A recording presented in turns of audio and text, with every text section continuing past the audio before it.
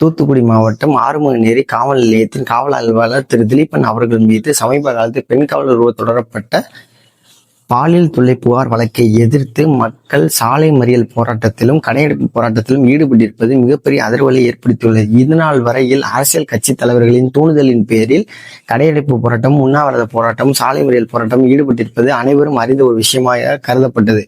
ஆனால் இப்போது ஒரு காவல்துறையைச் சேர்ந்த ஒரு காவல் ஆய்வாளருக்கு ஏற்பட்டிருக்க அநீதியை கண்டித்து அப்பகுதியைச் சேர்ந்த மக்கள் சாலை மறியலிலும் உண்ணாவிரத போராட்டத்திலும் கடையெடுப்பு போராட்டத்திலும் ஈடுபட்டிருப்பது அத்தகைய காவல் ஆய்வாளரின் நேர்மையையும் ஒழுக்கத்தையும் எளிமையையும் அவர் பணியாற்றிய சிறப்பான சிந்தனையையும் வெளிப்படுத்தி அவரது ஒழுக்கத்தில் எந்த ஒரு சீர்குலையும் ஏற்படாத வண்ணம் நடந்து கொண்டிருக்கிறார் என்பதை 100% நிரூபணமாக வெளிப்படுத்தியுள்ளது.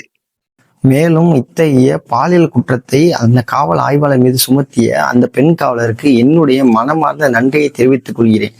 காரணம் என்னவென்றால், அவர் மீது இத்தகைய குற்றச்சாட்டை சுமத்தி அவருடைய நற்பெயருக்கு களங்கம் விளைவித்ததற்காக அல்ல, அவருடைய நேர்மையையும் ஒழுக்கத்தையும் மக்களிடத்தில் அவருக்கு இருக்கக்கூடிய செல்வாக்கையும் உலகறிய உதவியதற்கு. நன்றி.